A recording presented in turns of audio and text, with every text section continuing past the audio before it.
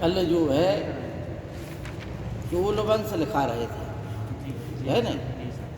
तो चोल काल की महत्वपूर्ण जो तथ्य हैं वो हमने मौखिक बता ही दिए थे, है नहीं? अब उसी में जो है आगे का आप लोग लिखना प्रारंभ, क्योंकि अभी बहुत आप लोगों का टॉपिक है, आज जितना हो जाए उतना लिखाने का प्रयास करेंगे आप।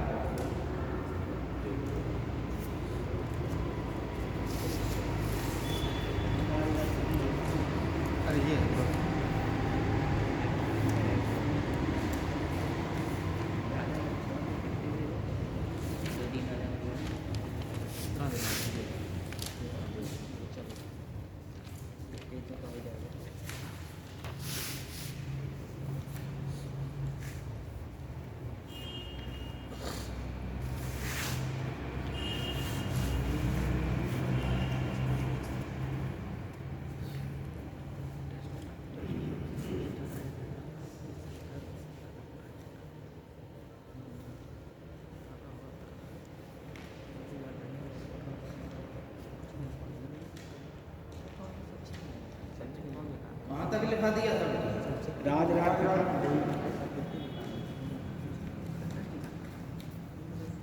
राजराज लिखा देते हैं ना जी, राज राज प्रथम राजराज प्रथम। जी 983 से 1015। देखिए इसका वास्तविक नाम हमने कल बता दिया था, हरिमौली बर्मन, ठीक है नहीं? इसकी उपाधियां लिख लीजिए जो परीक्षा में बहुत ज़्यादा पूछी जाती हैं।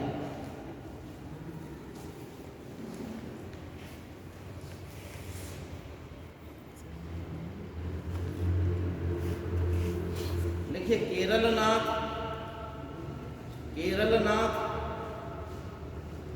मतलब केरल के क्षेत्र को इसने विजित किया था, इसलिए इसका नाम क्या हो गया? एक उपाधि धारण की केरलनाथ। अगली लिखिए रवि कुल माणिक, रवि कुल माणिक,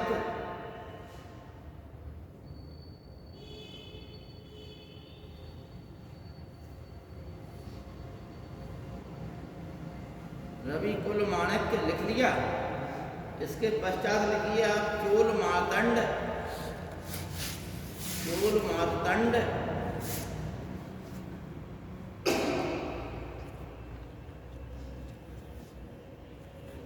अगली लिखिए मुम्मादी चोल, मुम्मादी चोल,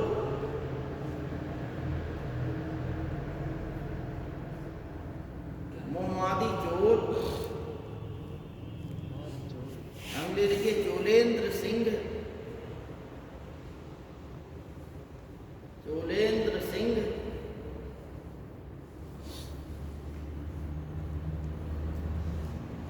अगली लिखिए उपाधि शिवपाद शेखर, शिवपाद शेखर,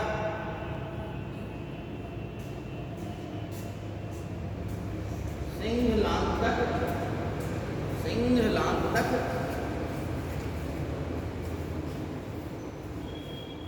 और राज केसरी,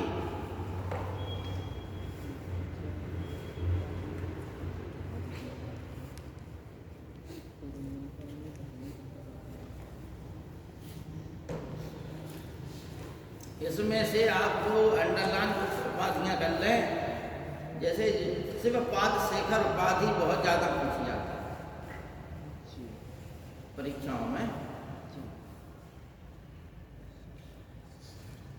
इसके पश्चात केरलनाथ और मुम्मादी चोल,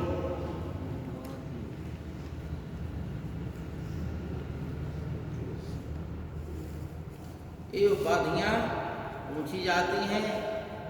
अगला तथ्य जो है नीचे से लिखिए, देखिए केरल के राजा रवि वर्मा को हराकर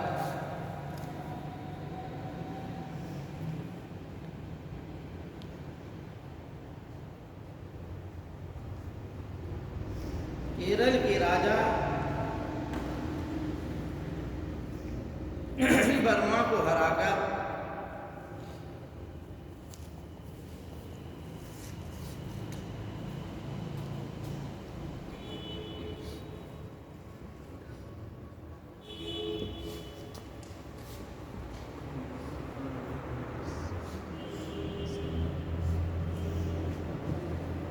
कांडलू सालेकल मरुत की उपाधि धारण की। कांडलू सालेकल मरुत की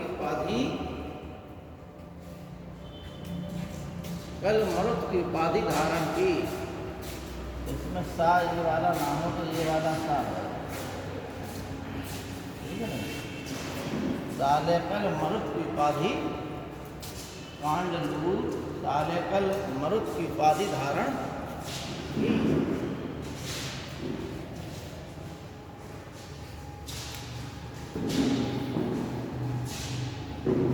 अगला लिखिए आप लोग, लिखिए सिंघल, मतलब उस समय श्रीलंका को सिंघल कहा जाता था, ठीक है ना। सिंघल के राजा महेंद्र पंचम को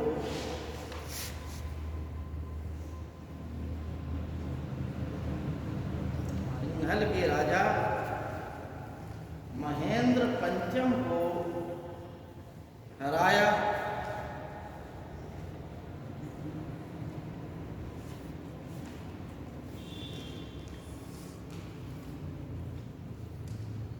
तथा लंका में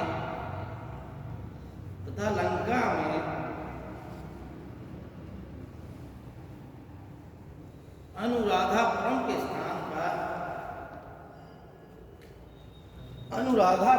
स्थान पर पोलोनारोव को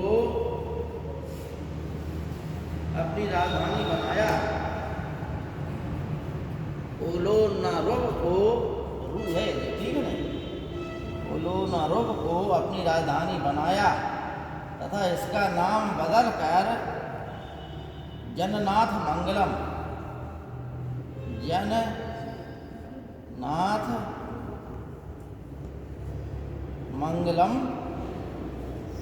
कर दिया।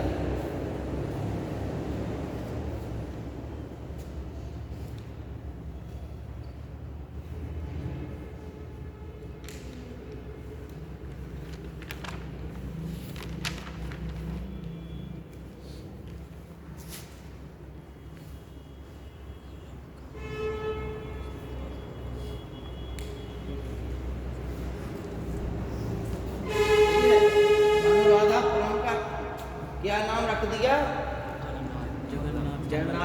अनुराधापुरम की जगह पर राजधानी क्या बनाई? पोलोनारोव को, ठीक। पोलोनारोव का नाम बदल के क्या रख दिया?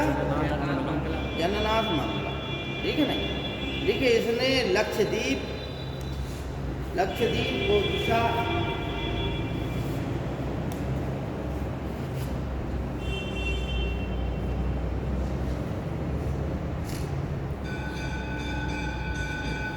अगला पैराग्राफ करके लिखिए,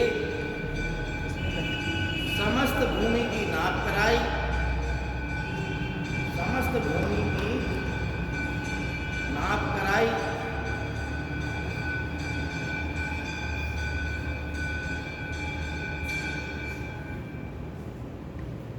राजधानी में, चोलों की राजधानी कहाँ थी? हाँ? किसका?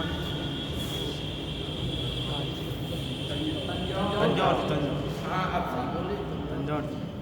हम कह रहे हैं काम से ठीक है। तो लिखिए पैराग्राफ, हाँ, राजधानी में राजराजेश्वर मंदिर बनवाया। राजधानी में राजराजेश्वर मंदिर बनवाया।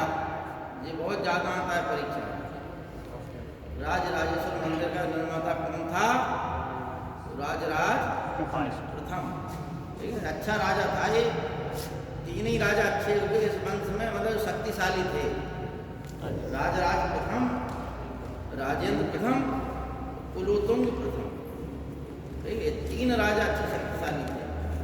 हालांकि कुलोत्तुंग प्रथम इस वंश का वास्तविक शासक नहीं था, बल्कि यह जो है देवकी के चालुक्य वंश का राजकुमार था, जिसकी माँ चोल थी, लेकिन यहाँ कोई उत्तराधिकारी नहीं था, इसलिए उसको उठाकर यहाँ बैठा दिया चोलों के राज्य में। ठीक है, इसलिए ये भी चोल राजा।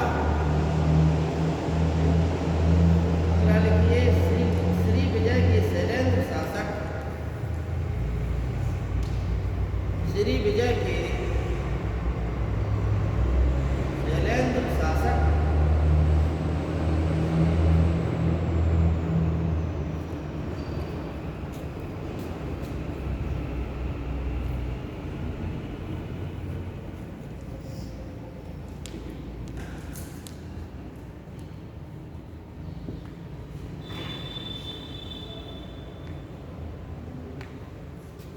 क्या नाम था? श्रीमार विजयो तुंग वर्मन। ठीक है ना, श्रीमार विजयो तुंग वर्मन, श्री विजय के शैलेंद्र शासक। इस वंश के श्री विजय एक देश था, ठीक है ना, वहाँ के शासक शैलेंद्र शासक कहलाते थे। वो शासक कौन था? शैलेंद्र शासक श्रीमार विजय तुंग वर्मन। ठीक है ना, ये इंडोनेशिया तरफ था, उसी के जो द्वीप समूह थे उन्हीं में से एक था ये। वहाँ पर शैलेंद्र शासक का राजा बनते थे। उन शासकों में एक शासक का नाम क्या था?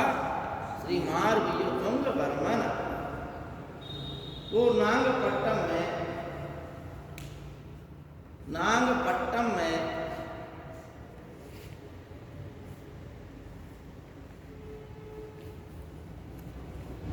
एक बौद्ध विहार बनवाने के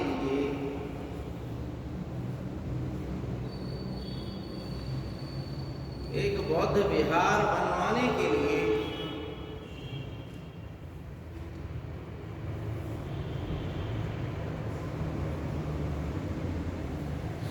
प्रेरित किया।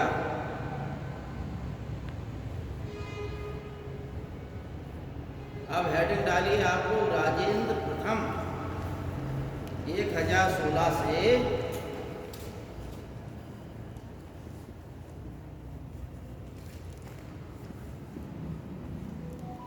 1016 से 44 ईस्वी तक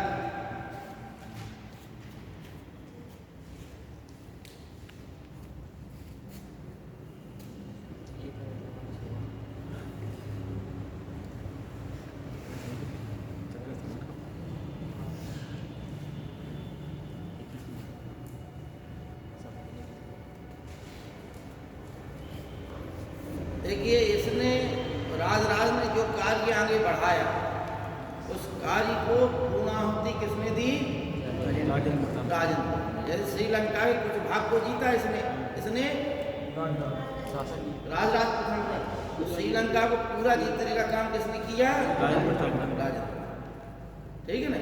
इसी प्रकार से चोल सेना, नौसेना जो है बहुत अधिक शक्तिशाली बनाई, और उसको समस्त जितने भी द्वीप समूह थे आसपास के समुद्र के किनारे के, वहाँ सब पर अपनी विजय पताका फहरा दी। यहाँ तक कि उत्तर भारत में भी प्रवेश करके गंगा नदी घाटी को जीत लिया। इसलिए इसकी एक उपाधि गंगैकोंड भी मिलती है। ठीक है ना। इसी उपलक्ष्य में इसने एक नई राजधानी बनाई थी। ठीक है, गंगैकोंड चोलपुरम। ठीक है नहीं। लिखिए, इसमें ये अच्छा शासक था, इसकी उपाधियां लिखिए। देखिए, गंगैकोंड,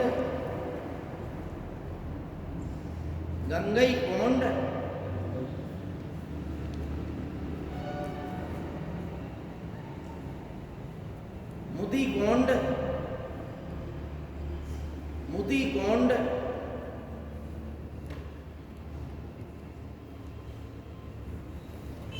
कदारकोंड,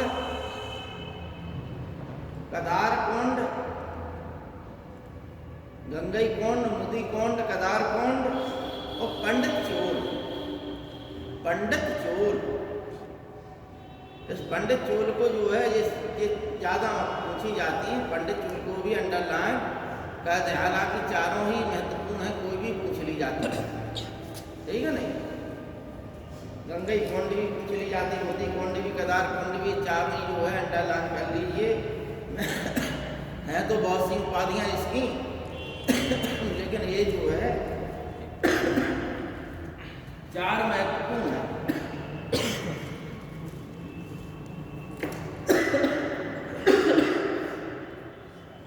देखिए, सिंघल विजय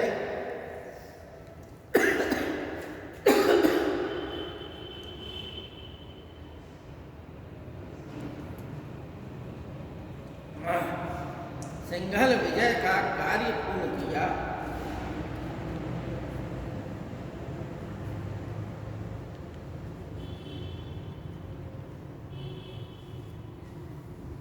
अब आप ये समझिए कि इसका जो हमने शासनकाल लिखाया, इसका 985 से 1015, ध्यान देना। 1000 से आक्रमण किसने प्रारंभ कर दिए थे उत्तर भारत में? महमूद गजनवी का राजराज प्रथम से सामना हो जाता तो क्या महमूद गजनवी टिकता उसके सामने? कदापि नहीं, क्योंकि उस समय बहुत शक्तिशाली था शासक भारत का, ठीक है नहीं, जबकि उत्तर भारत के समस्त राजा आपस में लड़ रहे थे, ठीक है नहीं। इसी प्रकार जब बाबर ने भारत पर आक्रमण किया, उस समय भारत का सबसे शक्तिशाली राजा भी दक्षिण का ही था, जिसका नाम था कृष्णदेव राय। उसके पास तब उत्तर भारत में किसी के पास तोपें और बंदूकें नहीं थी, जब कृष्णदेव राय के पास तोपें और बंदूकें थी और उनका उसने युद्धों में उपयोग किया। और दक्षिण भारत के देखो, आज भी टेक्नोलॉजी के क्षेत्र में दक्षिण भारत उत्तर भारत की अपेक्षा बहुत आगे है, क्योंकि ये लोग दक्षिण भारत जो समुद्र किनारे का व्यक्ति आसपास के देशों में जाके वहाँ के लोगों से संपर्क करता। उत्तर भारत का आदमी अपने जैसे कछुआ नहीं, अपने उसमें खोलों में सिमटा रहता है, उसी प्रकार से उत्तर भारत का आदमी रहता है। इसे बाहर जाने से कोई मतलब नहीं है तो बाहर के जगत में क्या हो रहा, क्या हलचल हो रही। लेकिन दक्षिण भारत के राजाओं ने एक काम किया, ठीक है नहीं, पारसी धर्म को प्रशय दिया। जब संसार के सब भागों में पारसी धर्म नष्ट हो गया, यहूदी धर्म को भी भारत ने प्रशय दिया, इस्लाम धर्म को भी प्रशय, एक शांतिपूर्ण तरीके से प्रशय देने वाले दक्षिण भारत के ही राजा थे। उनके लिए जो है मस्जिदें बनवाई। कुछ राजाओं ने, केरल के राजाओं ने तो इस्लाम धर्म स्वयं स्वीकार कर लिया और जनता से कहा कि आप भी इस्लाम धर्म स्वीकार करें, यह एक अच्छा धर्म है।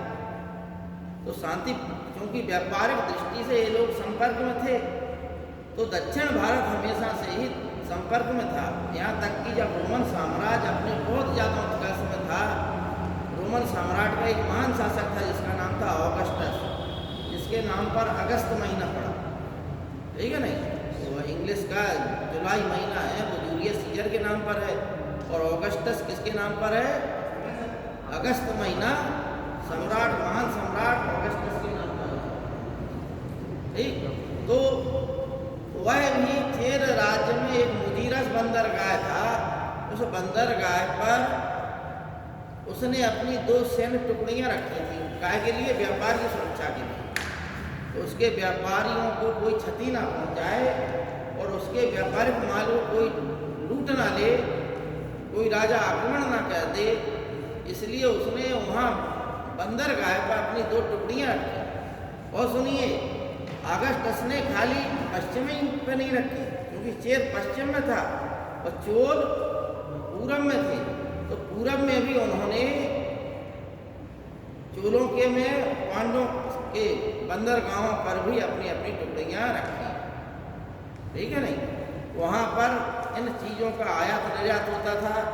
अर्कामेडू, जो कि आज वर्तमान पांडिचेरी नाम है जिसका, वहाँ पर जो है रोमन सामग्री, तमाम चीज़ें, सुराही, बर्तन आदि जो है उनके अवशेष रोम में चलती थी, वो चीज़ें भारत में मिली हैं। कहाँ पर? अर्कामेडू।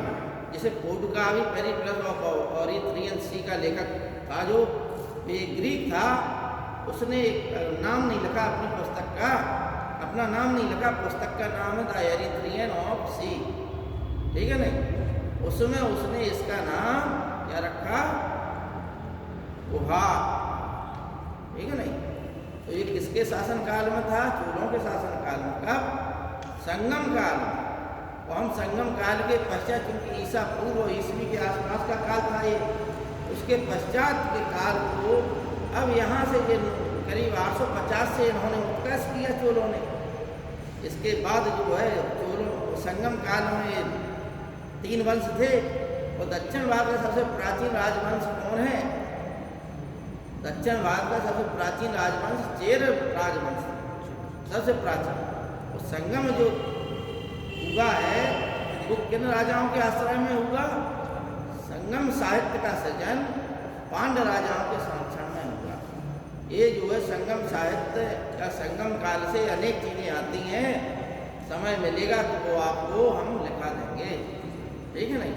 अभी आप लोग लिखिए, देखिए आपने बंगाल के पाल शासक महिपाल को हराया।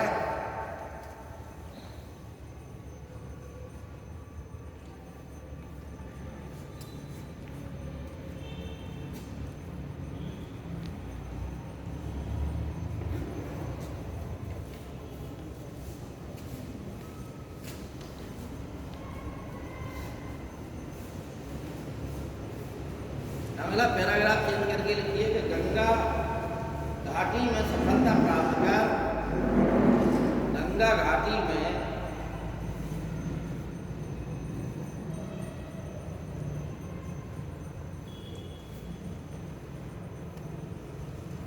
सफलता प्राप्त कर गंगे कुंड की उपाधि धारण की। सफलता प्राप्त कर गंगे कुंड की उपाधि तथा गंगे कुंड की उपाधि तथा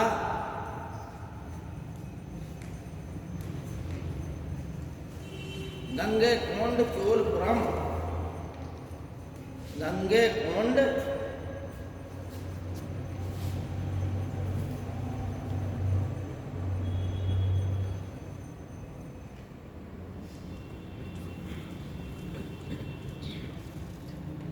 गंगे कुंड चोलपुरम नामक नई राजधानी बनाई।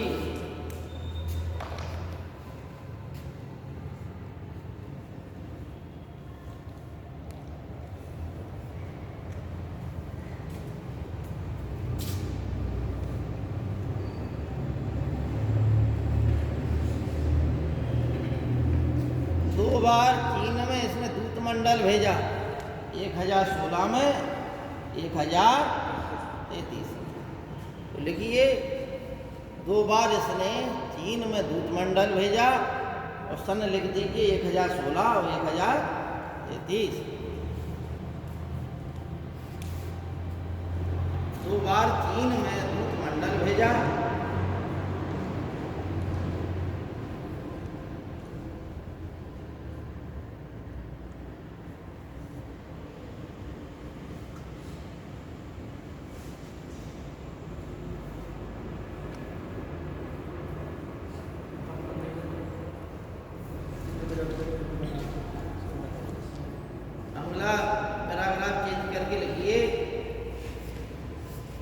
दक्षिण पूर्वी एशिया पर विजय, दक्षिण पूर्वी एशिया पर विजय।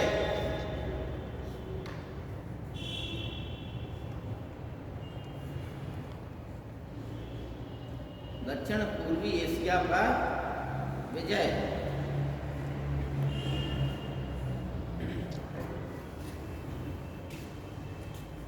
दक्षिण पूर्वी एशिया का मतलब कहाँ पर आ गया?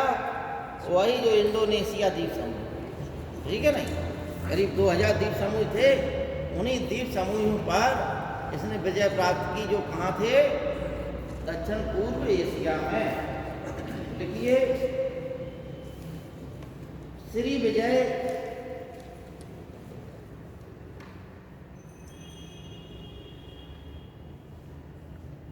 ब्रैकेट में लिखिए शैलेंद्र राज्य, शैलेंद्र राजा बनते थे यहाँ पर।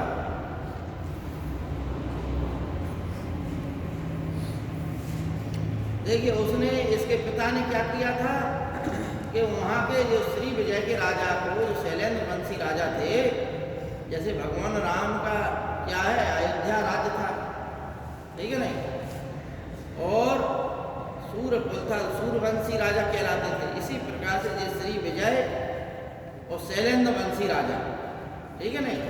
तो राजराज प्रथम ने क्या किया था, राजराज प्रथम ने ये किया था कि वहाँ के शासक को श्रीमान विजय तुंग वर्मन को आमंत्रित किया था, काय के लिए, नागपट्टनम में एक बौद्ध विहार बनवाने के लिए। इसने क्या किया, इसने उस राज्य को ही विजित कर लिया, ठीक है नहीं। इसने राजेंद्र प्रथम राम, देखिए श्री विजय कोमा लगा के लिखिए, मलय प्रायद्वीप, मलय प्रायद्वीप,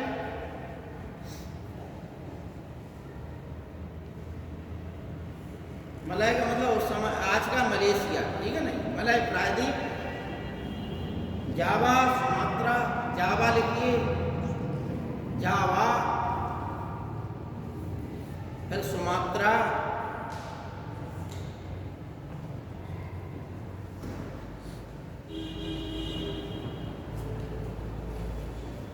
तथा अन्य प्रायद्वीपों पर विजय प्राप्त की, अन्य प्रायद्वीपों पर विजय प्राप्त की।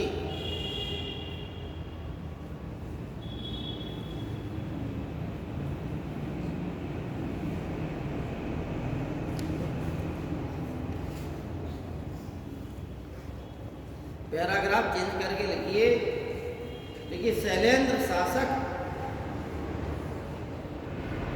शैलेंद्र शासक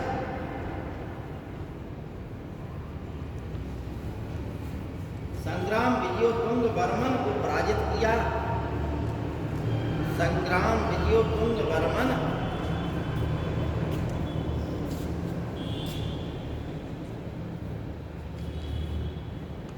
संग्राम विजयोतुंग वर्मन को पराजित किया।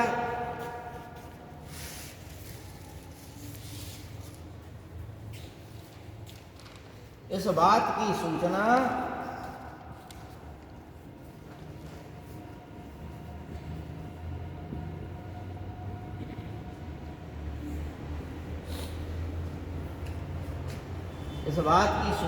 त्रिबालंगाडु ताम्रपत्र से प्राप्त होती है, ठीक है ना।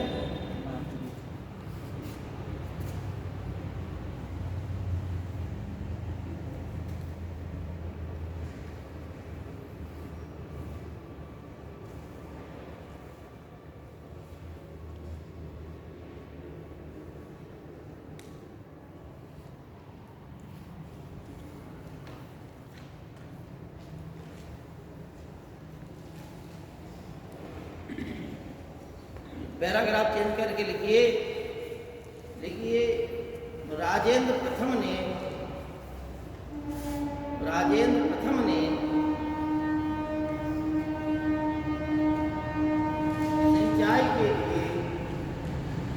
सिंचाई के लिए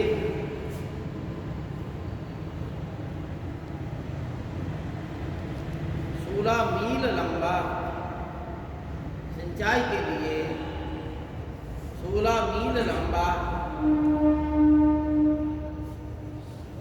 एक भव्य तालाब खुदवाया।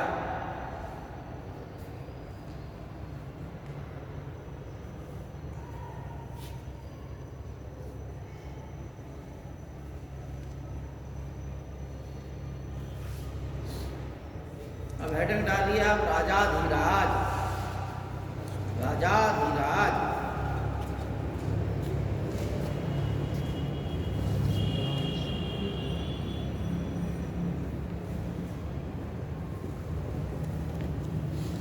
राजाधिराज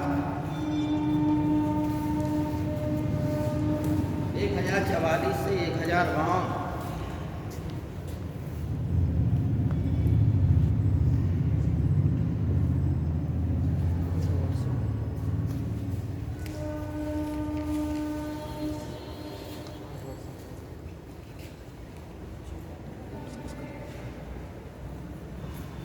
इसकी उपाधि लिखिए विजय राजेंद्र,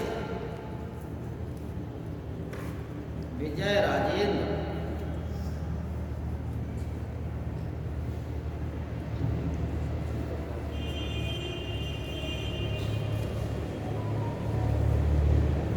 देखिए, चालुक्यों की राजधानी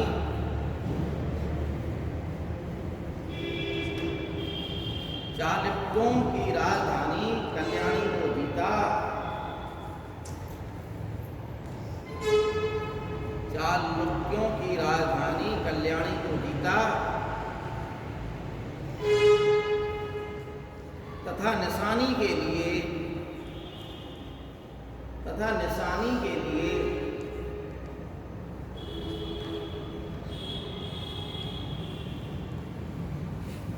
द्वारपालक की प्रतिमा उठा लाया। निशानी के लिए द्वारपालक की प्रतिमा उठा लाया।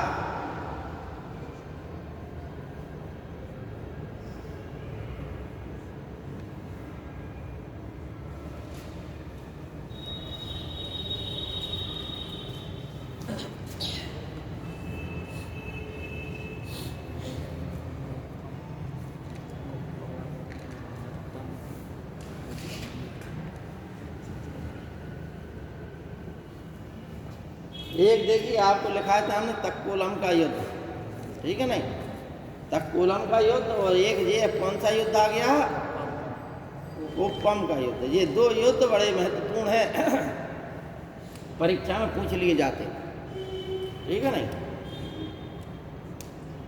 वो तक्कोलम का युद्ध किन किन के बीच हुआ था, परांतक प्रथम और कृष्णथाड़ के बीच, ठीक है नहीं। 949 949 में हुआ था। और जो एक कब हुआ कुप्पम का युद्ध 1052 में। ये किन किन के बीच हुआ, राजाधिराज प्रथम और सोमेश्वर प्रथम के बीच में हुआ था। चालुक्य राजा सोमेश्वर के बीच में यह युद्ध हुआ। इस युद्ध में राजाधिराज युद्ध में मारा गया, लेकिन इसका पुत्र जो बना, अधिराजेंद्र कहते हैं जिसे, उसने जो है सोमेश्वर को युद्ध में पराजित कर दिया और अपने पिता की मृत्यु का बदला लिया, ठीक है नहीं। अंत में विजय जो है चोलों के पक्ष में ही हुई, लेकिन युद्ध में पहले ये राजाधिराज युद्ध के मैदान में ही मारा गया। तो देखिए, कुप्पम के युद्ध में सोमेश्वर प्रथम, चालुक्य शासक सोमेश्वर प्रथम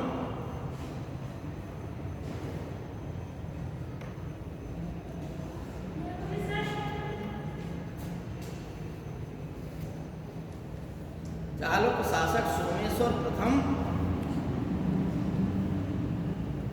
के हाथों मारा गया।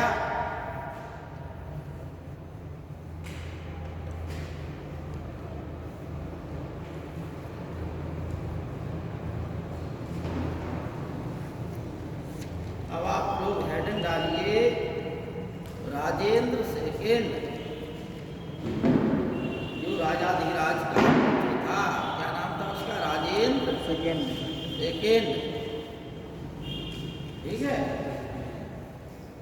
इसकी उपाधि थी प्रकेसरी।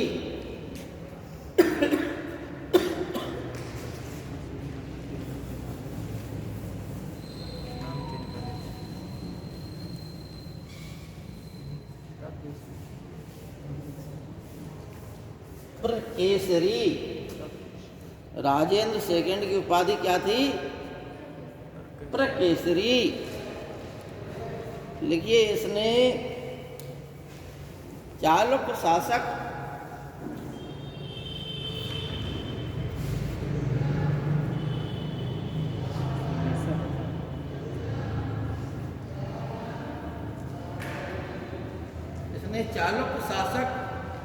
सोमेश्वर को युद्ध में पराजित किया।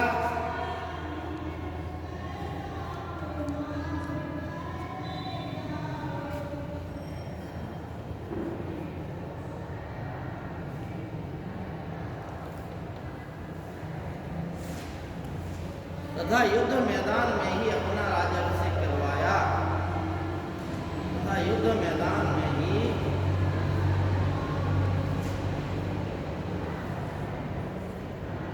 अपना राज्याभिषेक करवाया।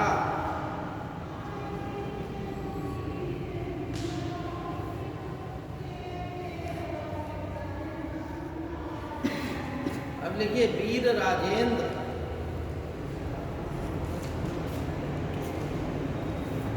राजेंद्र सेकंड के पश्चात कौन बना? वीर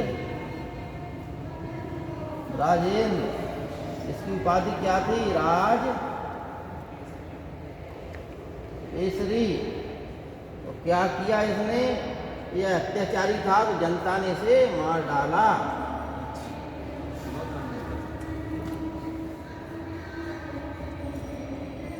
जनता ने इसे क्या किया? मार डाला। ठीक है।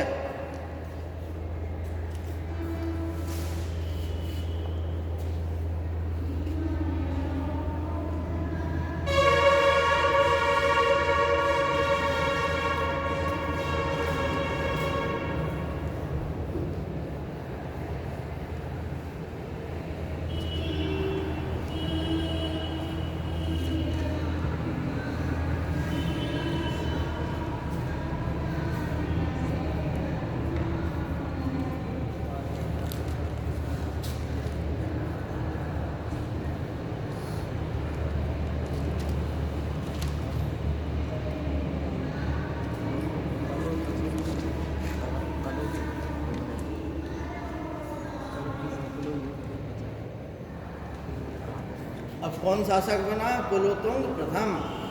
हमने इसके बारे में क्या बताया था कि यह वास्तविक चोल शासक नहीं था। इसकी माँ क्या थी? चोल। इसका पिता कौन था? चालुक्य। इसके कोई लड़का नहीं था वीर राजेंद्र के। अतः चोल राजकुमारी चालुक्य राजा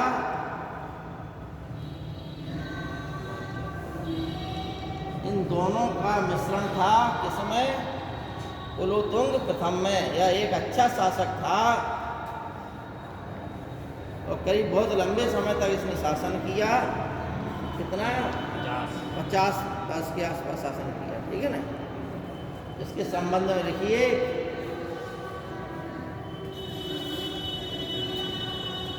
चोल चालुक्य मिश्रण। ठीक है ना। चोल चालुक्य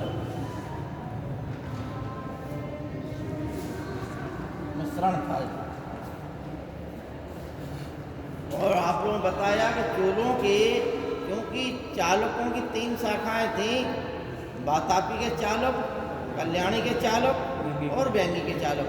तो व्यंगी के चालुकों का चोलों से मित्रतापूर्ण संबंध थे, रिश्तेदारी थी, हमेशा चलती रहती थी। तो व्यंगी के जो चालुक थे, व्यंगी के चालुक और चोल राजकुमारी वैवाहिक संबंध होते रहते थे। तो उन्हीं की ये संतान था कुलोत्तुंग प्रथम।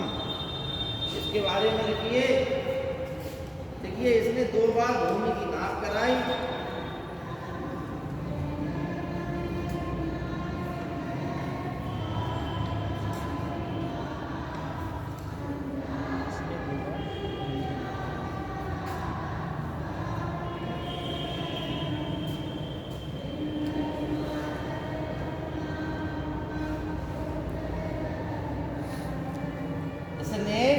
भूमि की कितने बार नाप कराई? 2 बार। ये बहुत बार परीक्षा में आता है। भूमि की 2 बार नाप कराने वाला कौन चोल शासक था? कौन चोल शासक था जिसने 2 बार अपना जो है दूत मंडल चीन को भेजा? राजेंद्र प्रथम। ठीक है नहीं। अच्छा, इसका जो नाम, वास्तविक नाम क्या था? राजेंद्र। ठीक है नहीं। अब क्योंकि राजेंद्र श्रीखंड तक तो राज हुआ ही है, इसलिए इसे क्या इतिहास में क्या बोलते हैं? राजेंद्र थर्ड। ठीक। इसका वास्तविक नाम क्या था? राजेंद्र थर्ड। ठीक है।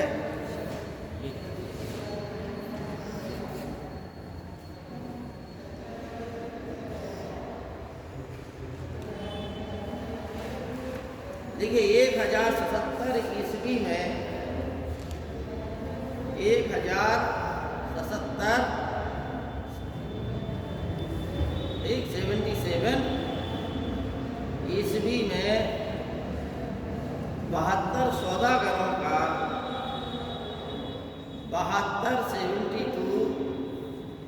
सौदागरों का एक दूत मंडल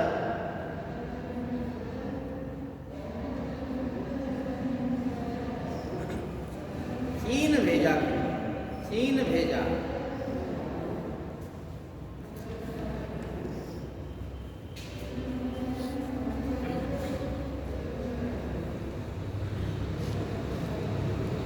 देखिए चोल अभिलेखों में से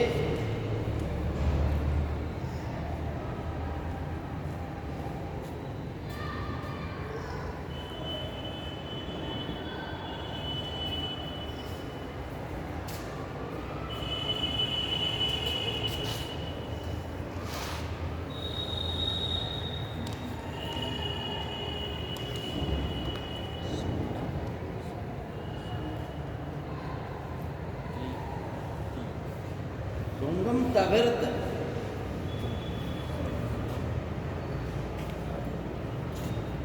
चोल अभिलेखों में से सुंगम तविर्त कहा गया है। इसका मतलब होता है करों को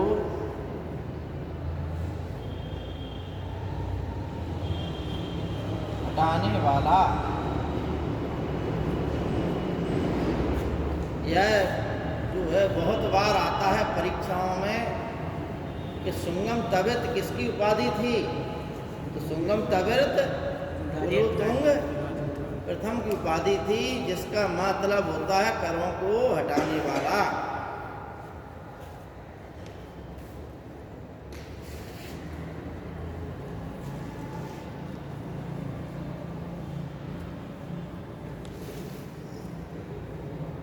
लिखिए पैराग्राफ चेंज करके देखिए बर्मा के शासक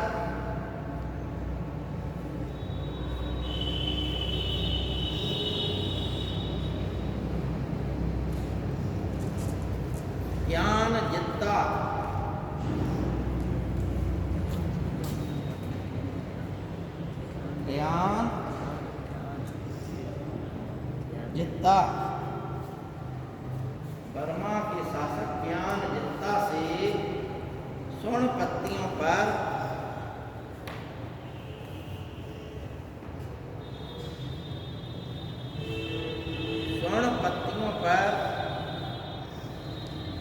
एक पत्र प्राप्त किया था।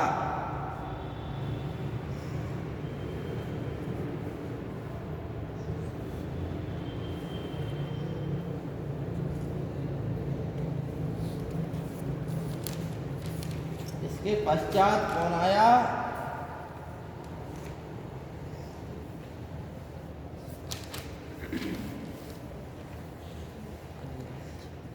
इसके पश्चात आया अधिराजेंद्र। ठीक है ना?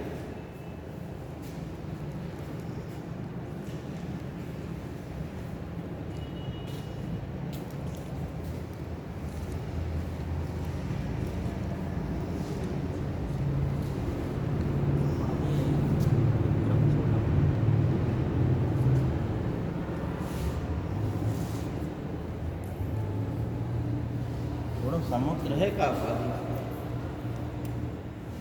त्याग समुद्र अकलंक है। त्याग समुद्र अकलंक।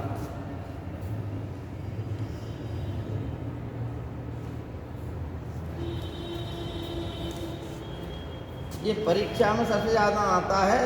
त्याग समुद्र किसकी उपाधि थी? अधिराजेंद्र। अधिराजेंद्र। कभी कभी अधिराजेंद्र का नाम विक्रम चोल मिल जाता है और विक्रम चोल इसकी उपाधि भी थी। ठीक है नहीं?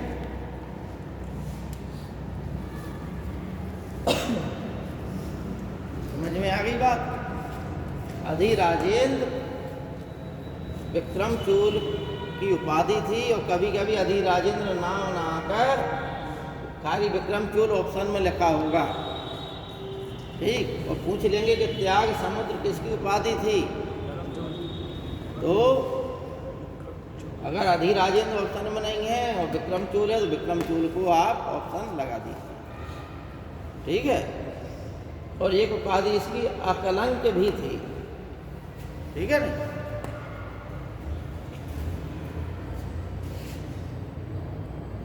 त्याग समुद्र। अगला लिखिए आप लोग कुलोत्तुंग सेकंड।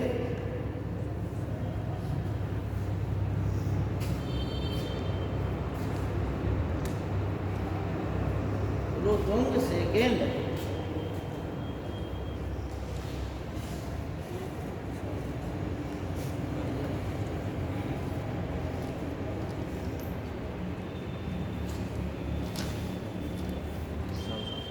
ग्यारह सौ 23 से 1150।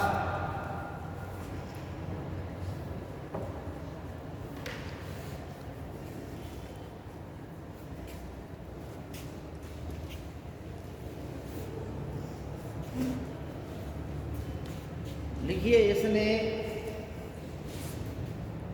चिदम्बरम के मंदिर में, चिदम्बरम के मंदिर में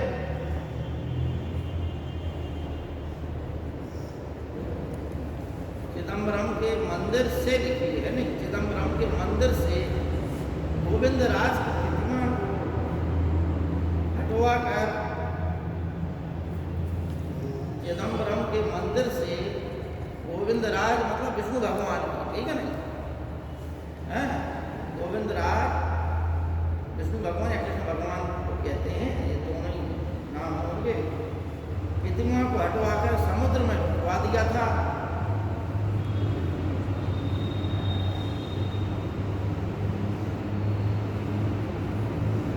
डुबाकर समुद्र में डुबा दिया था।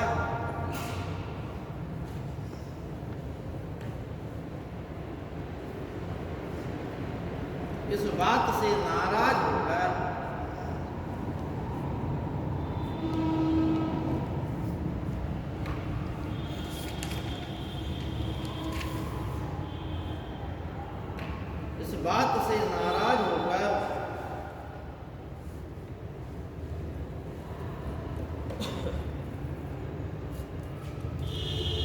रामानुजाचार्य ने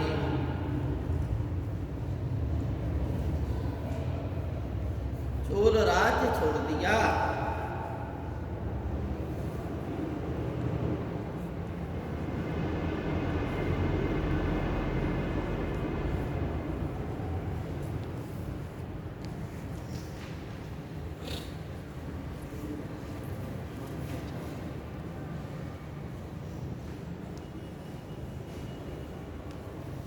ठीक है, तो इसमें आपको ये समझना है कि रामानुजाचार्य वैष्णव धर्म के अनुयायी थे और चोल राजा जो है शैव धर्म के पोषक थे। लेकिन कुलोतुंग सेकंड जो है उग्र शैव मतावलंबी था। उग्र का मतलब है कि शैव के अतिरिक्त और कोई धर्म जो है अन्य धर्म के लोगों को इसने संरक्षण नहीं दिया। इसी उद्देश्य से इसने भगवान विष्णु की प्रतिमा को उठाकर समुद्र में फुकवा दिया था। अतः जो रामानुजाचार्य थे, जो वैष्णव धर्म के अनुयायी थे, उन्होंने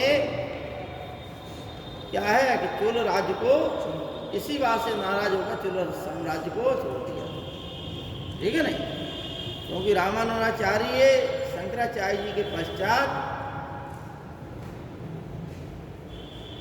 एक मत उन्होंने चलाया था, जिस पर प्रभावित होकर तुलसीदास जी ने भी रामचरितमानस में उस दर्शन का उल्लेख किया है।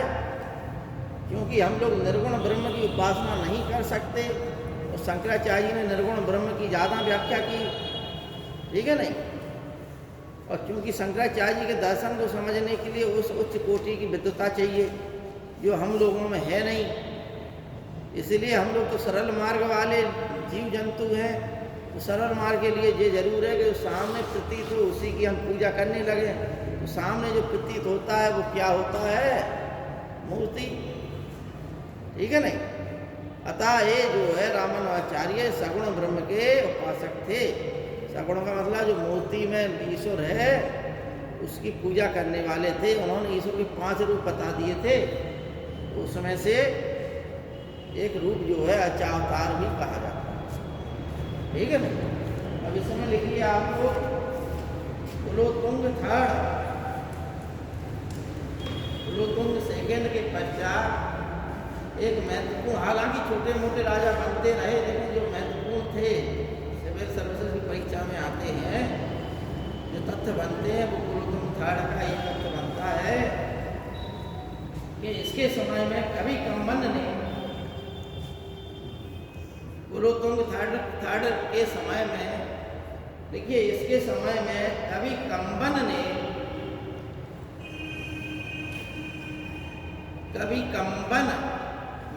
तमिल रामायण लिखी थी। तमिल रामायण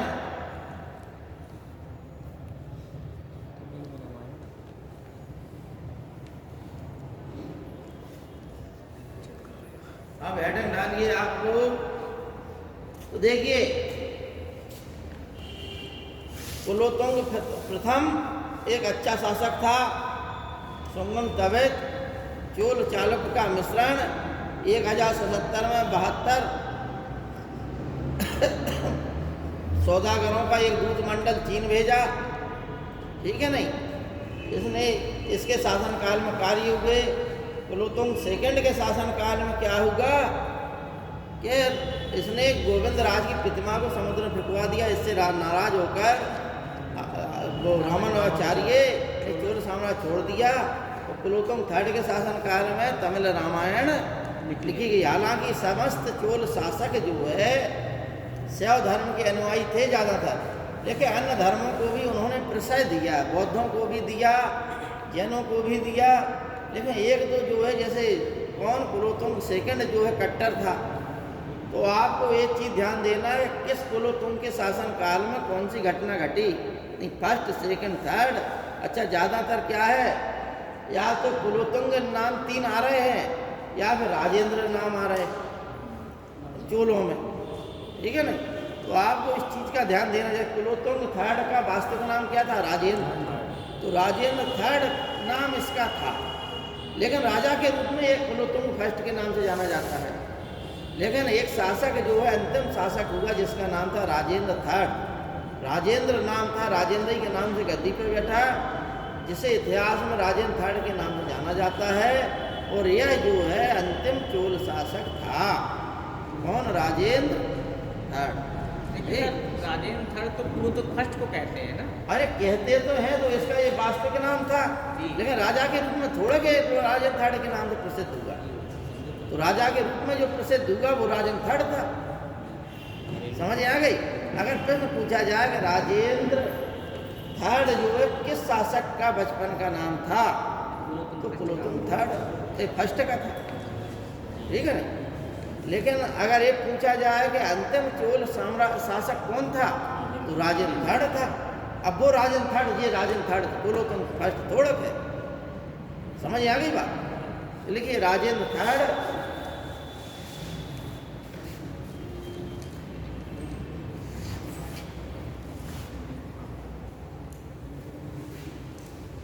अंतिम चोल शासक था।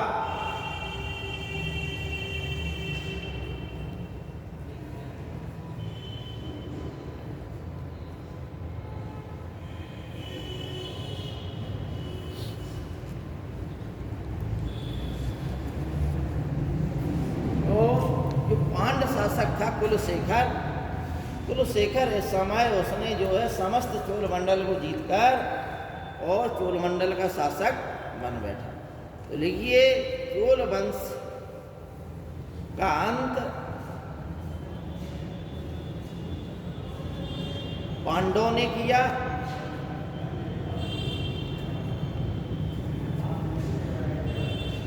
और पांड्य शासक कुलशेखर ने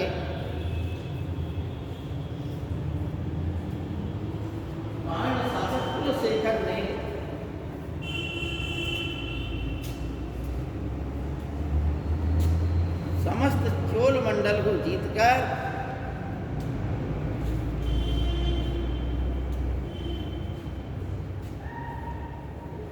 अपने अधीन कर लिया। समस्त चोल मंडल को जीतकर अपने अधीन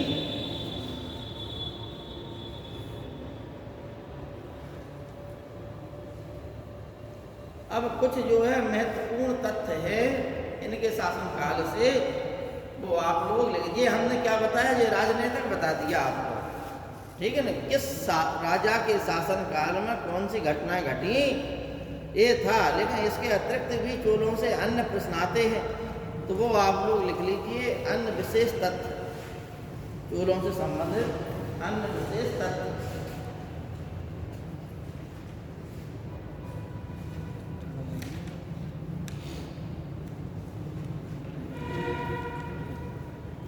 लिखिए, चोलों ने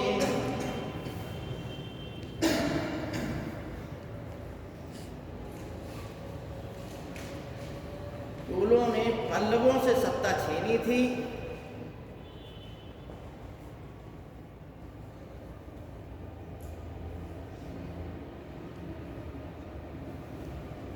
चोलों ने पल्लवों से सत्ता छीनी थी तथा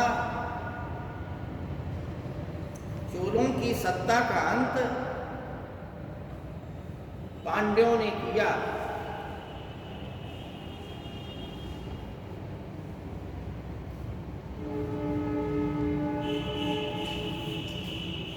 बात समझ में आ गई?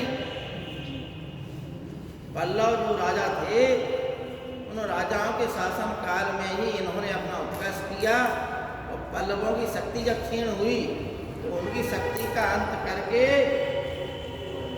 चोल जो है वास्तविक शासक बन बैठे। प्रथम वास्तविक शासक कौन था? विजयालय। ठीक है नहीं? जो अगर चोल वंश का प्रथम शासक पूछा जाए तो चोल वंश का प्रथम शासक करिकाल था। इस काल में था, संगम काल में। लेकिन चोलों का वास्तविक इतिहास जो है यहाँ से प्रारंभ हुआ, विजयालय से। ठीक, वो संगम काल का खत्म हो गया, बाद में ये अतीत के गात में चले गए थे। लेकिन पल्लवों के शासन काल में चोलों ने सामंत के रूप में काम किया, छोटे मोटे। और जब पल्लवों की सत्ता कमजोर हुई तो विजयालय ने उन पल्लवों से सत्ता छीनकर उन पर अधिकार कर लिया, उनके राज्य पर, और एक वास्तविक शासक बन बैठा। तो चोलों से संबंधित प्रश्न आता है आपका कि चोलों का या चोल राजवंश का संस्थापक कौन था? तो करिकाल था। लेकिन चोल वंश का वास्तविक संस्थापक कौन था? तो विजयालय था।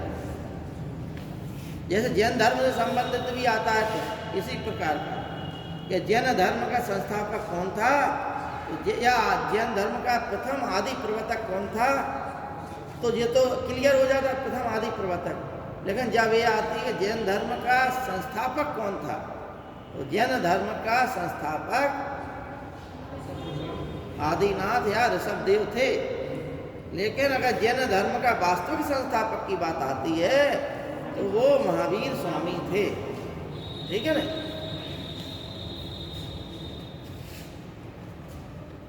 देखिए, देवदासी प्रथा की शुरुआत चोल काल में ही हुई।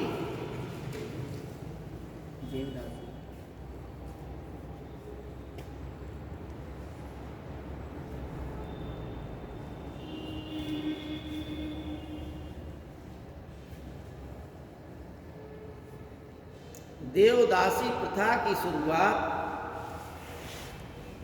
चोल काल से ही प्रारंभ हुई। क्या है? देवदासी के विषय में बता दीजिए। देखिए, इसमें ये है, देवदासी प्रथा में एक परंपरा थी कि जहाँ मंदिर होते थे, बड़े बड़े मंदिर, वहाँ पर कुछ गरीब लोग हैं, कुछ सामान्य वर्ग के लोग हैं, जिनकी पुत्रियां बहुत सुंदर होती थी।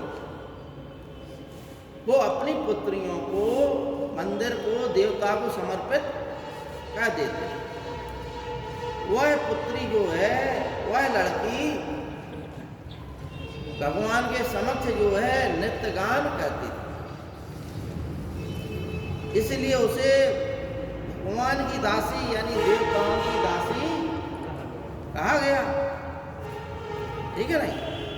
बाद में यह परंपरा जो है विकृत हो गई, इसमें भ्रष्टाचार और व्यभिचार प्रारंभ हो गया, तो इसका रूप जो है विकृत हो गया। जैसे मंदिर में हम लोग जाते हैं, देवता को चढ़ावा चढ़ाते हैं, तो क्या देवता जो है या भगवान जो है उस चढ़ावे का भूखा है नहीं? भाई जो सर्वदाता है उसको आप क्या दान देंगे? है नहीं? जिसने आपको जन्म दिया, जिसके पास समस्त संसार का वैभव है, उसको आप अपना क्या वैभव दिखाएंगे? बताइए आपको। आप मतलब हम लोग मंदिर में जाते हैं और हम लोग क्या मतलब जो लोग अहंकारी होते हैं कि हम भाई इतने बड़े आदमी, इतना बड़ा धन दान दे दिया, तो भाई इसमें क्या दे दिया तुमने? है नहीं? जिसका था उसी को तुम दिखा रहे, सूर्य को तुम दीपक दिखा रहे। तो हमारी समझ में तो ये है कि भाई गरीब नारायण की सेवा ही सबसे बड़ी सेवा है, गरीब की सेवा ही सबसे बड़ी मानव सेवा है। जैसा ही विवेकानंद जी ने कहा कि अगर आपको लगे कि वास्तव में हमें दान करना है, हमें वास्तव में पुण्य का काम करना है, तो तमाम लोग ऐसे गरीब हैं जो आज के लिए जो है आज के दिन के लिए भोजन नहीं है उनके पास।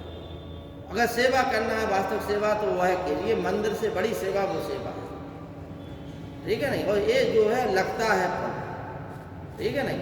लेकिन ऐसे गरीबों को भी ना दो कि जो मतलब सुबह से उठे जिनके लिए धंधा ही है वो गरीब।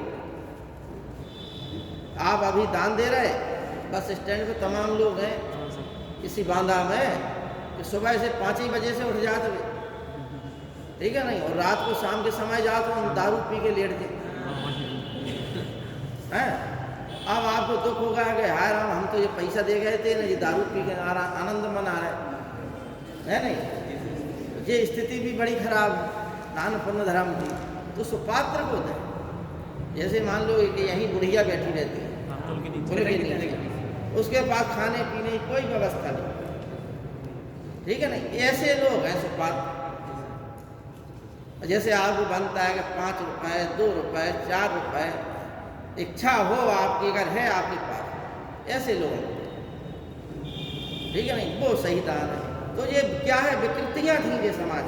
देवदासी जो है भगवान को जो है कि उन्होंने समर्पित कह दी।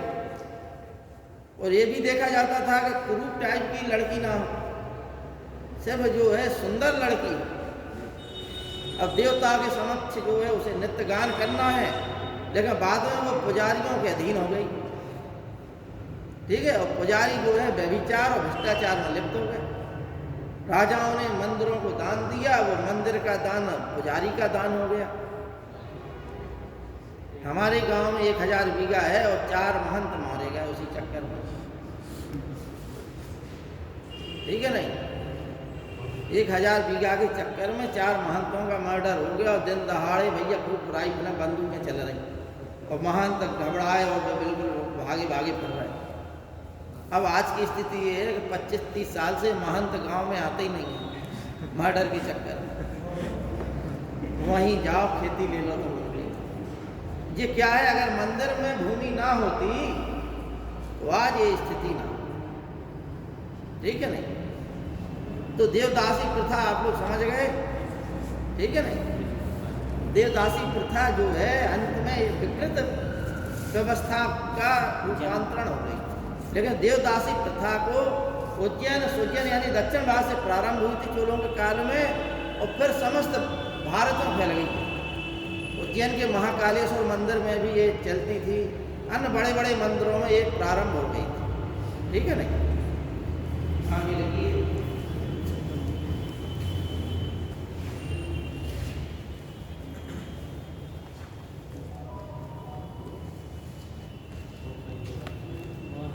देखिए, धवलेश्वर नामक स्थान से, धवलेश्वर नामक स्थान से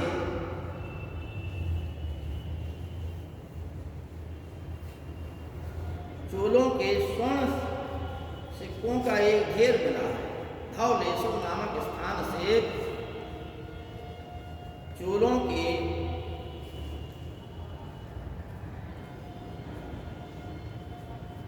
सोने के सिक्कों का एक ढेर मिला, ठीक है नहीं? तो अभी हमने कल आपको लिखाया था जोगल थम्पी से क्या है, सिक्कों का ढेर मिला था। किसके सिक्कों का ढेर मिला था? किसके? चांदी की नहीं नहीं, किस शासक के थे?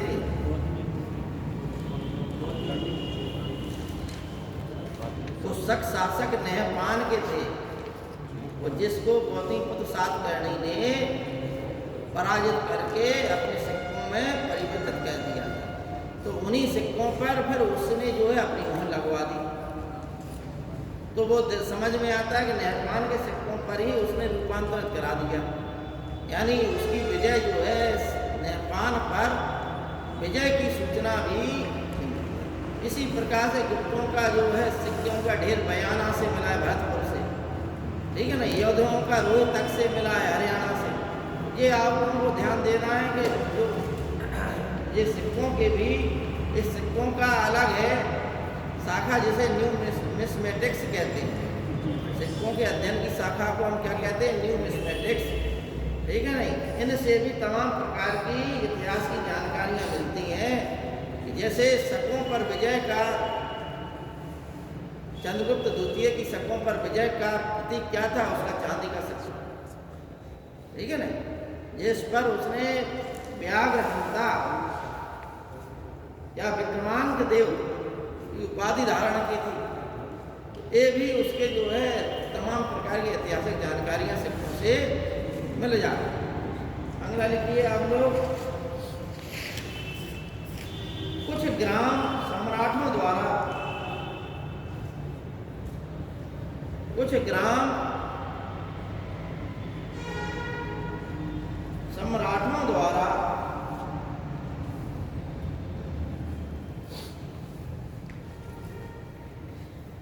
विद्वान ब्राह्मणों को दान में दिए गए थे।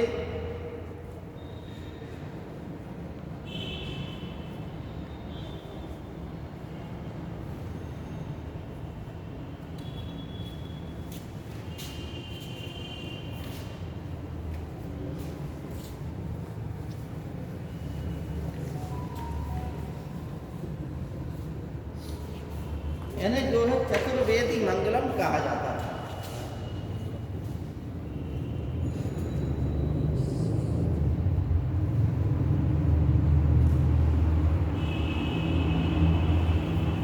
जो ब्राह्मणों को दान दिए जाते थे उन्हें क्या कहा जाता? चतुर्वेदी मंगलम।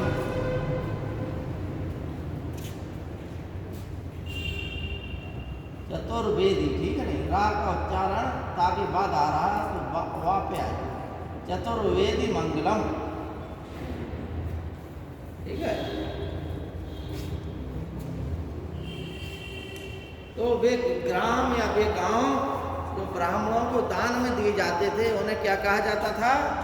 चतुर्वेदी मंगलम। जैसे दक्षिण भारत में ऐसे ग्रामों को अग्रहार भी कहा जाता था।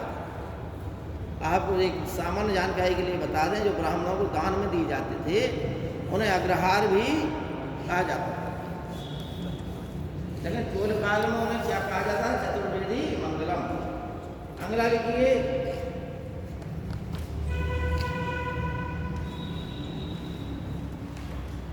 चोल काल में बेटी का अभिप्राय,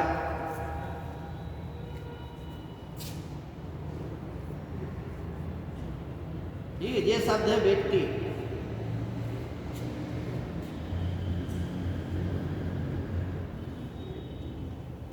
बेटी काय का रूपांतरण है? वेगार।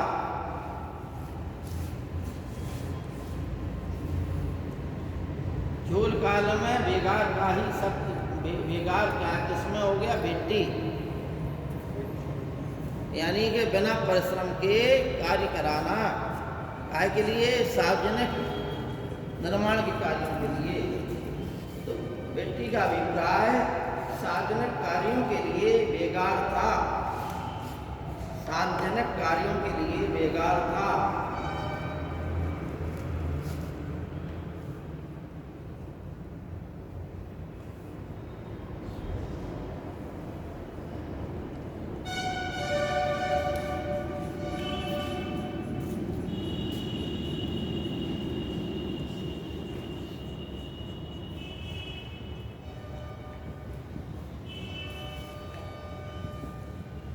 ये चोलों के सिक्कों पर मत्स्य, धनुष और चीता का अंकन मिलता है। चोलों के सिक्कों पर धनुष, मत्स्य, धनुष और चीता का अंकन मिलता है।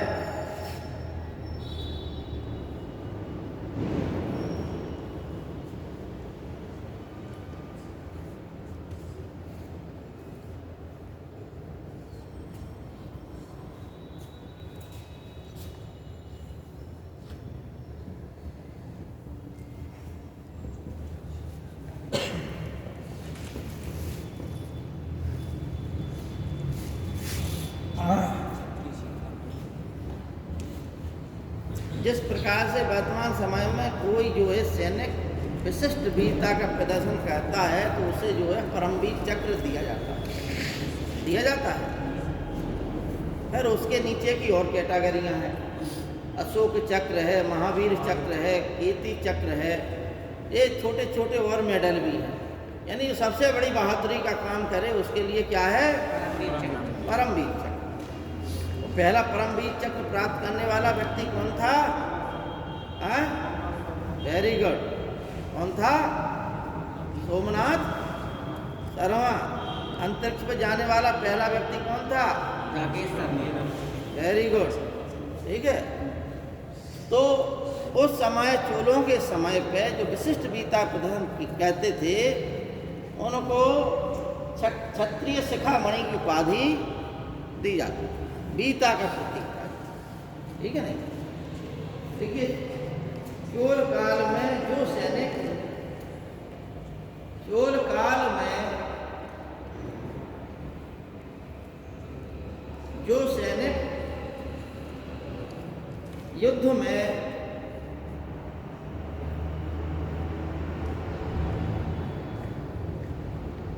विशिष्ट वीरता का प्रदर्शन करते थे, विशिष्ट वीरता का प्रदर्शन करते थे, उसे क्षत्रिय शिखामणि की उपाधि से, विशिष्ट वीरता का प्रदर्शन करते थे उसे क्षत्रिय शिखामणि की उपाधि से अलंकृत किया जाता था।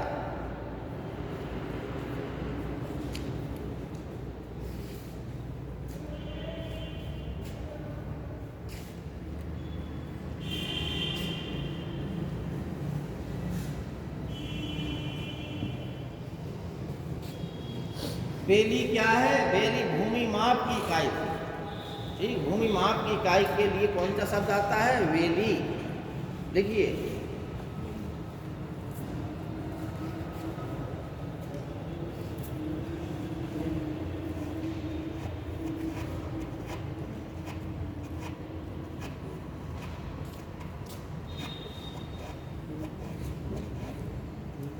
जीवित भूमि के खंड, भूमि का जो भाग होता था उस भूमि भाग को क्या बोला जाता था? जीवित, ठीक है। और अनाज नापने की इकाई क्या थी? कलम। अनाज नापने की इकाई को क्या बोला जाता था? कलम, ठीक। और कासू शब्द जो आया है वो सिक्के के लिए आया। कासू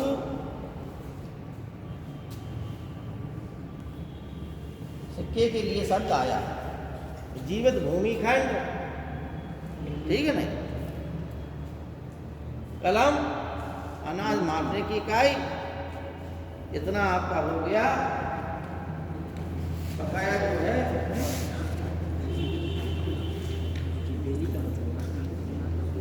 ये कौन लिख लीजिए जो सिविल सर्विसेज परीक्षा में आता है, तटोली। मतलब क्या है?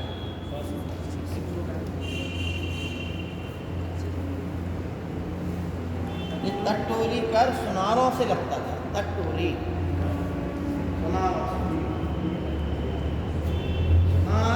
सुनारों पर लगने वाला कर जिसे सुनार अदा करते थे तो क्या था? तटोली।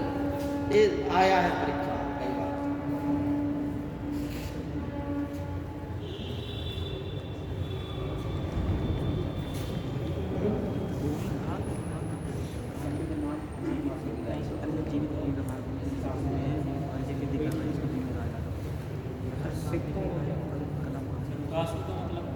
कासू का मतलब क्या है? कासू कासू सोने को सिक्के को बोलते थे।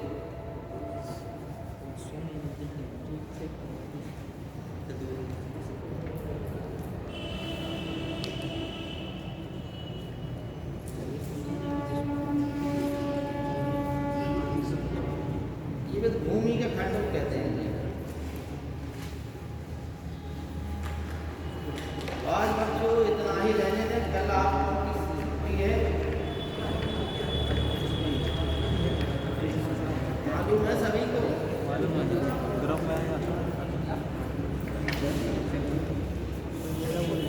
देखिए अब आप लोग ये समझिए 1.5 घंटा जो है एक वंश अभी पूरा भी नहीं होया। चोलों की जो है, जैसे आप लोगों के में हमने बता दिया था कि चोलों की सबसे प्रमुख विशेषता क्या है? स्थानीय स्वशासन। लिख लीजिए, नहीं आप लोग कहेंगे सर आपने बताई नहीं था। तो चोलों की एक प्रमुख स्वशासन की विशेषता क्या थी? चोलों के प्रशासन की स्थानीय स्वशासन। बहुत ज़्यादा आता है ये परीक्षा, चोलों की ही देन है स्थानीय स्वशासन। ठीक है, इस पर गांधी जी ने भी कहा कि अगर गांव जो है एक स्वायत्त इकाई के रूप में काम करेगा तो हमारे देश का भी विकास होगा। गांव का आदमी शहरों की ओर जाएगा ही नहीं, क्योंकि गांव का आदमी गांव में ही विकास कर लेगा। ठीक है नहीं? तो पहले चोलों के समय में गांव जो है एक स्वायत्त शासी इकाई थी। उसका राज्य जो है किसी प्रकार का हस्तक्षेप नहीं करता था उसमें। ठीक, उसके सदस्य होते थे, वह सदस्य जो है निर्वाचित होते थे और उन सदस्यों की योग्यता भी निर्धारित थी कि कौन से योग्य व्यक्ति चुने जाएं। ठीक है नहीं? जिनके पास भूमि हो, तमाम ऐसी योग्यताएं थी। और अयोग्यता ये थी कि वह अपंग ना हो, वह दिवालिया ना हो, वह ऋणग्रस्त ना हो। ठीक है नहीं? वह बीमार ना हो, वह ज़्यादा वृद्ध ना हो, वह बालिग हो। ठीक है नहीं? तो ये शर्तें जो है हम आज भी हमारे कानून में ये चीज़ें सब आज भी मानी जाती हैं। ठीक है नहीं? तो एक घड़े में पर्ची डाल के उस समय एक हमारी कन्या से, अबोध बच्ची से उस घड़े से पर्चियाँ निकाल ली जाती थी और फिर वह ग्राम प्रशासन की जो इकाई थी वो अपने आप में स्वायत्त थी। वही बैंक का काम करती थी, गांव के झगड़े का काम करती थी, वह वित्त का भी काम करती थी। इसी प्रकार से नटराज शिव की मूर्ति का निर्माता कौन थे? चोल थे। नटराज शिव यानी डांसिंग शिवा बोलते हैं जिसे। ठीक है नहीं?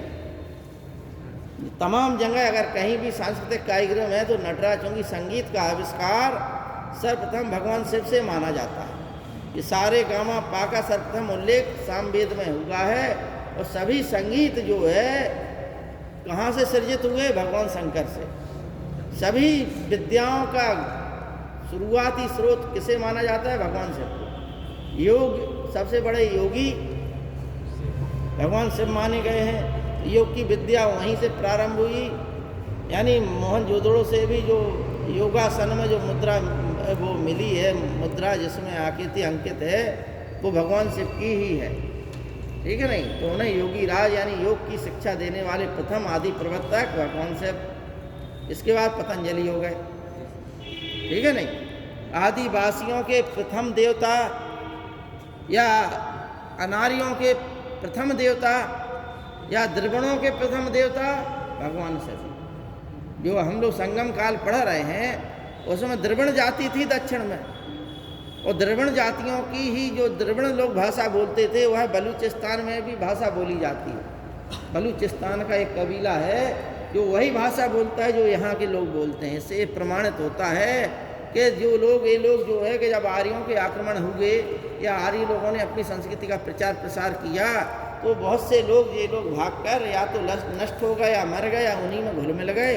और बकाया जो लोग अपने आप को बचाने के लिए दक्षिण भारत में भागे आए, तो दक्षिण भारत में उनकी वही भाषा है जो बलूचिस्तान, पाकिस्तान के बलूचिस्तान के एक क्षेत्र में भाषा बोली जाती है। ठीक है? आज इतना ही रहने दें।